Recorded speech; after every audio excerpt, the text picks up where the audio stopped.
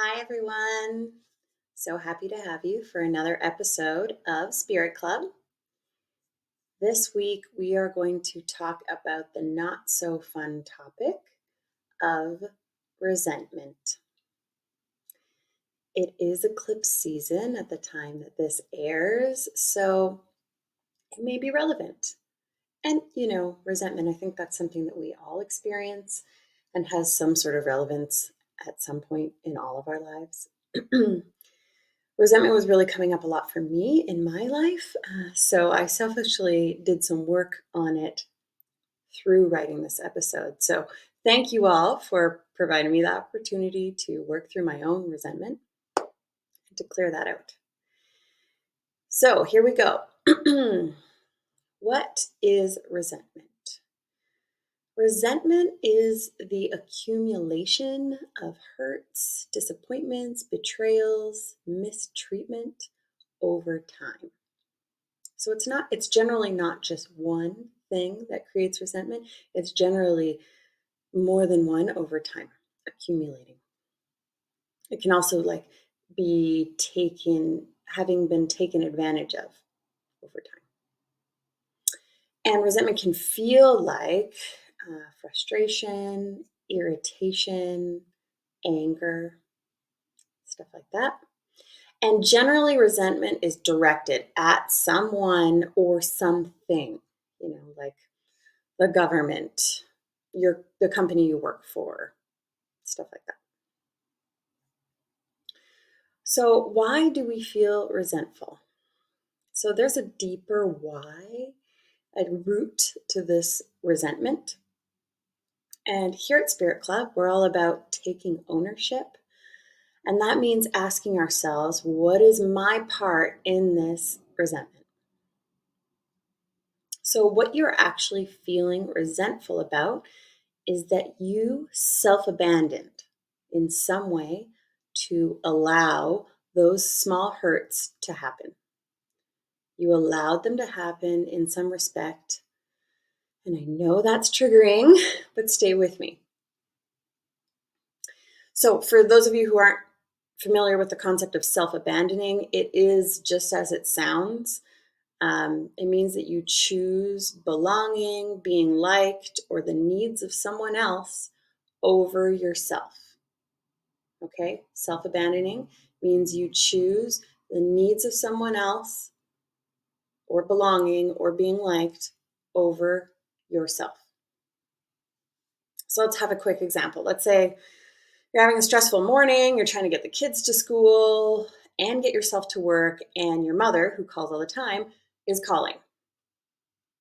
You pick up and she vents to you about something. So, in that moment, what you actually needed was to focus on getting the kids out the door, getting your morning going, and regulating your own nervous system. But instead, you chose to abandon your needs and care for the needs of your mother. And I'm sure you can imagine it's episodes like this that accumulate and create resentment over time. So you can see that we can almost use resentment as a cue or a call for self love, a call for putting ourselves and our needs first. So if you are feeling resentment, let's see how many I have, 6 ways for you to clear this resentment. And some might apply to you, some might not. So stick around for all 6. But I do believe that this is going to help you to do the inner work to clear this out. Okay, so 6 things you can do to clear resentment. Number 1, set boundaries. So resentment can often be a sign that someone is crossing a boundary of yours. And often it's a boundary that you haven't even defined for yourself or for the person crossing it. You think you have, but chances are you haven't. So, what is a boundary? A boundary is simply telling people what is and isn't okay when interacting with you. Your limits, so to speak. So, let's do a quick step by step on how to work with and set boundaries so that you can clear resentment. So I'm going to take an example through these steps just to help you really get clear on how to set boundaries. So let's take the boundary of, say you are pulling a lot of overtime and like working outside of office hours. So step one is going to be to create your boundary. What is your boundary? Feel that inside you. What feels good? What would feel better? So in this case, let's say you're going to decide the hours that are okay for you to work. And let's say you decide 8:30 to 4:30, Monday to Friday. That is my boundary. That is what I'm okay with. Moving on, that's step one. Step two, you're going to state your boundary, right? So you've set that for yourself. But if this is involving other people, you're going to need to somehow make it clear to them that you have this boundary. So in the case of this working overtime example, you're going to let your colleagues know in some way that those are your office hours. Maybe you put it in your email signature. Maybe they know because they see you come and go at those times every day. Whatever it is, state your boundary. That's step two. Step three, maintain your boundary. This is the most important step and the one that we ignore and that creates resentment. So when we set a boundary, people, because that's what people do, they might push against your boundary, especially if they've been enjoying life without you having that boundary. They're going to push against it. And it's your job to maintain it. If you don't, what are you telling them? You're telling them it's not a boundary. Okay, so remember, a boundary is telling someone what is and isn't okay for you. It's your job. So, say we have this work example, and let's say you're like, oh, I'm only going to work till 4:30 every day, but then you're staying till 6 p.m. often. What do you think this is communicating to the people around you? It's communicating that 4:30 is not a boundary, that you're okay with 6 p.m., and that your boundary is more like a loose guideline. So you might maintain this boundary by, let's say you have a meeting booked for 4:15. You might deny that meeting and say, sorry, I leave the office at 4:30. Or if someone writes you an email at 5 p.m., don't respond to it. Okay? These are ways of maintaining your boundary. If you take that late meeting or if you respond to that email, you are just communicating that you are okay to work during those hours. And as you can see, a lot of this is like really just setting boundaries with yourself. And again, that comes back to that self-abandoning piece. What are we willing to? We're willing to overlook our needs for the needs of others. Some cases, though, you do have to set a boundary with someone else. So maybe it's your supervisor who keeps asking you to stay past 4:30. Then that's going to require a conversation with your supervisor where you say, these are my office hours. This is what I'm okay with working. Okay? So just to recap, one thing you can do to clear resentment is to set boundaries. And we set boundaries by creating the boundary, stating the boundary, and maintaining the boundary. All right, moving on to the next thing you can do to clear resentment. It is to equalize the energy exchange. So often we can feel resentment because we feel we are giving too much, that we're being taken advantage of. And what's too much? Whatever too much is for you. You'll know because you're feeling resentment. And you'll often also be feeling like a victim. Because when we are giving too much, we often feel like a victim, even though it's us doing the giving. So to give you an example from my life, lately I've been feeling a little bit resentful about Instagram and the energy exchange that I have with that platform. I give a lot of my time, my money, my creative juices to this platform, and I don't really receive much in return. So what is this signaling? It's signaling that I need to equalize this energy exchange. And how do I do that? Maybe it looks like I post way less often. Currently, we do 3 to 4 posts a week. Maybe I do way less often. Maybe I leave the platform altogether. Whatever it looks like, I have to put less of my energy in so that that energy exchange feels more equal and satisfying. So if there's an area of your life where you feel like you are giving more than you're receiving, it's your job to either give less or ask for more to even out the exchange. Okay, third thing you can do to clear resentment is to speak your truth. So resentment can accumulate because something happened and you didn't say what you needed to say.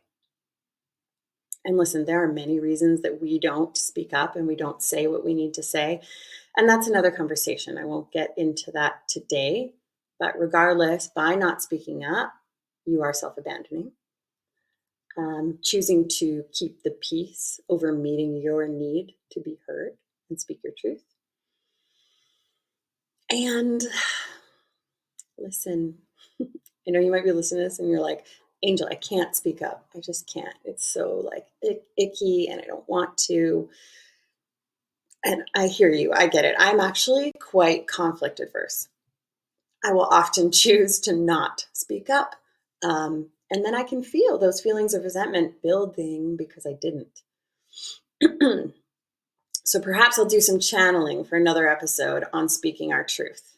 But for these cases, just know that speaking up can be one way to clear resentment. And it could also be the case that you did speak up, but you didn't feel heard.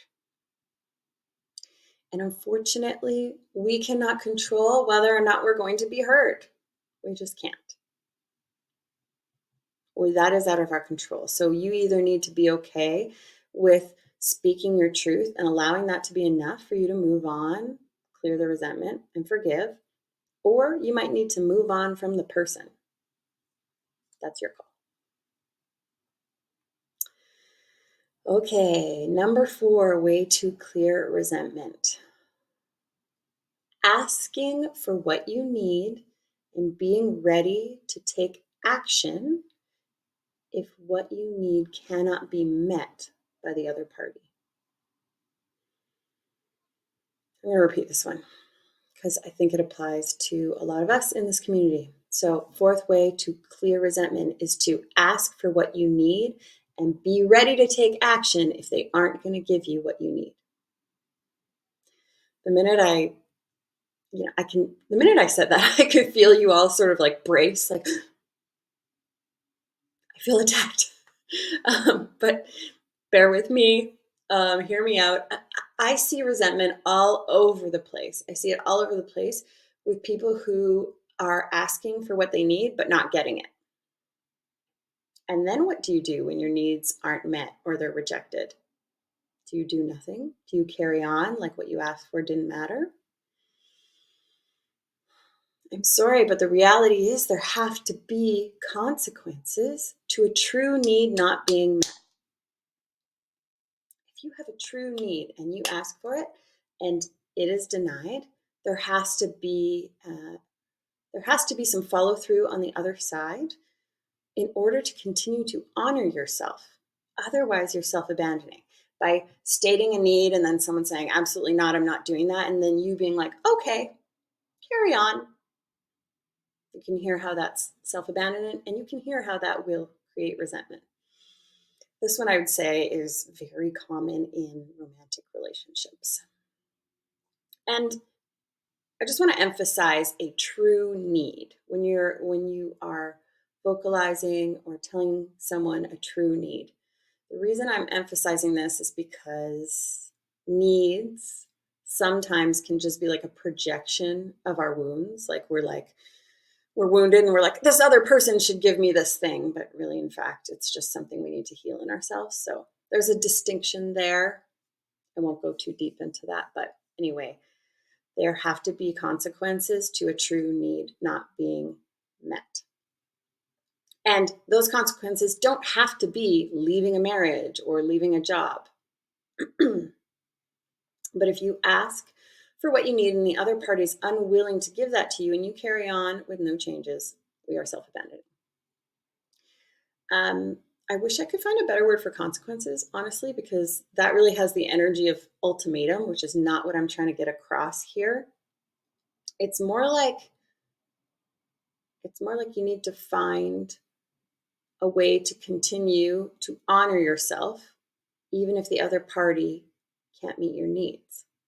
So, in some cases, that might look like leaving the job or leaving the partner. But in many cases, it can look like giving yourself whatever it is that you need. Okay, so I know that one's a little tough. And honestly, it is tough. I'm working through this personally, and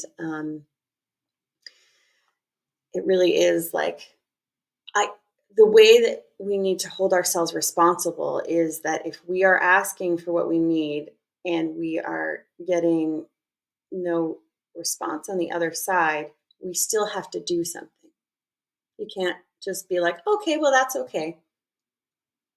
You'll feel resentment, but it's almost like that ownership piece needs to be taken. Okay, next. Fifth way to clear resentment is to do some work around self love and people pleasing. So I really emphasize a relationship between resentment and self abandoning. So it begs the question, why am I so quick to self abandon and put someone else's needs above my own? It's a question that we need to ask ourselves. And we may do this more with certain people or in certain parts of our lives, but this is a question that's important to sit with. Why do my company's corporate goals matter more than me getting a good sleep? Why does it matter more that I help my parents out than giving myself a restful afternoon? Why does it matter more what my friends want to do versus what I want to do? The answer to all these questions at the base really lies in how much you love yourself and how much you're willing to do in the name of the love that you have for yourself. I'll leave that with you. Okay, the last and the most powerful way to clear resentment is to work with the energy of forgiveness. So I saved this one for last because it is actually everything.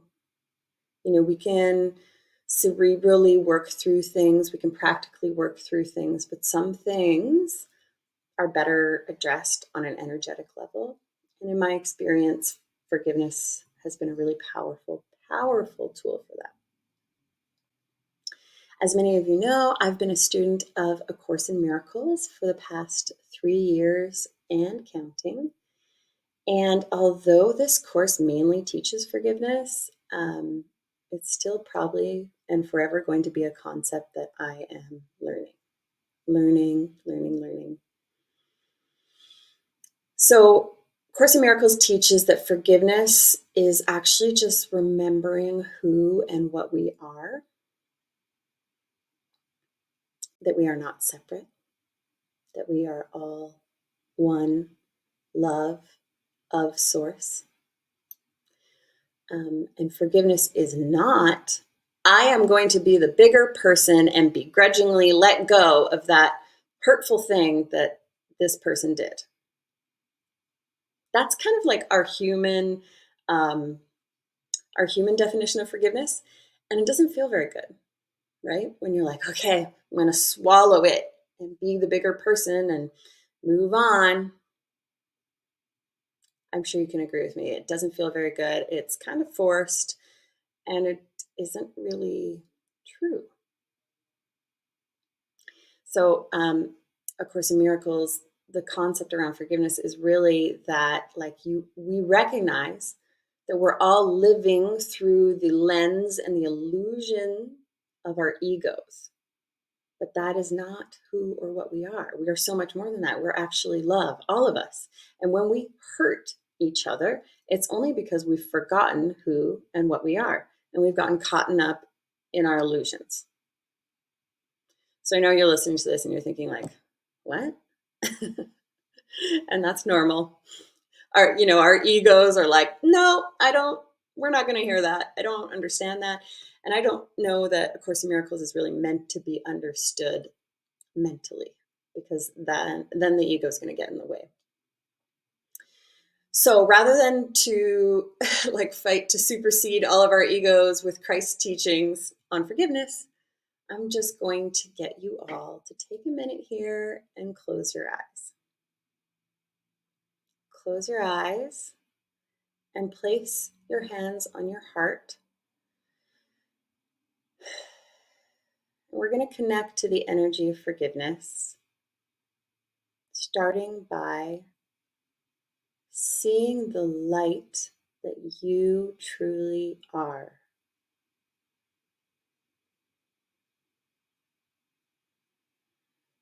See and recognize the light that you are.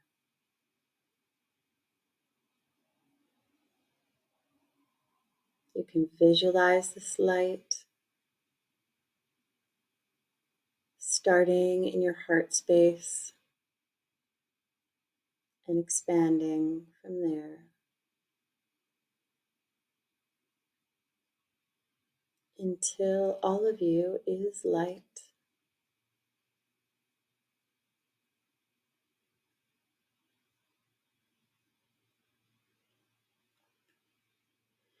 And as you feel and embody this light that you are, you're going to extend it further and recognize the light that someone you love is. So think of someone you love and watch their light turn on. Again, visualize this light in the person you love, growing, emanating,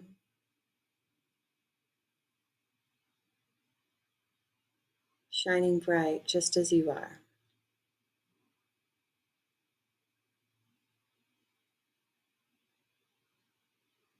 And when you're ready, which may not be today,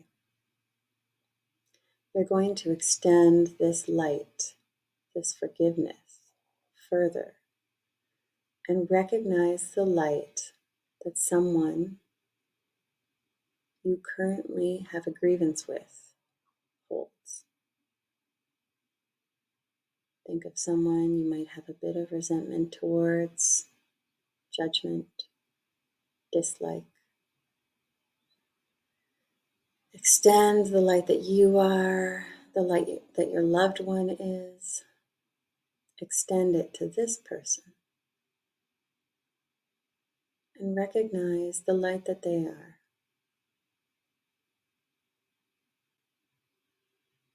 May help to think of them as a child. May help to think of their higher self. Recognize the light that they are and watch that light grow until it encompasses all of them.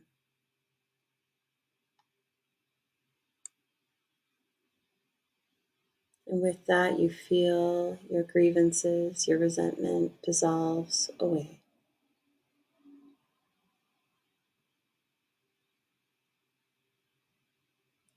And with this, you'll return to yourself and repeat the mantra, I choose to see the light. I choose to see the light.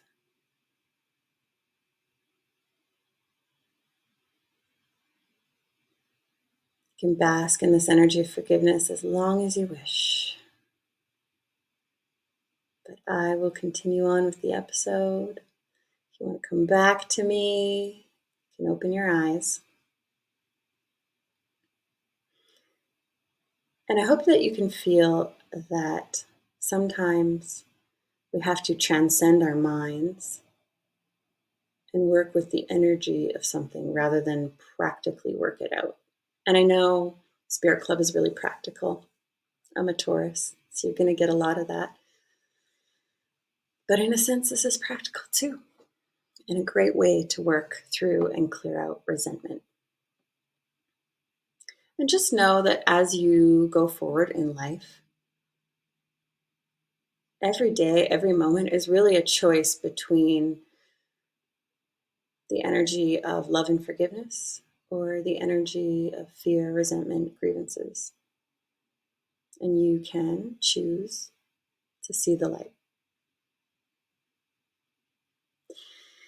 Okay, friends, that's it for today. I know this is a bit of a heavy, triggering topic, but I hope that little mini meditation we did at the end and feeling that energy of forgiveness has you walking away clearing something. So until next time, thanks for coming.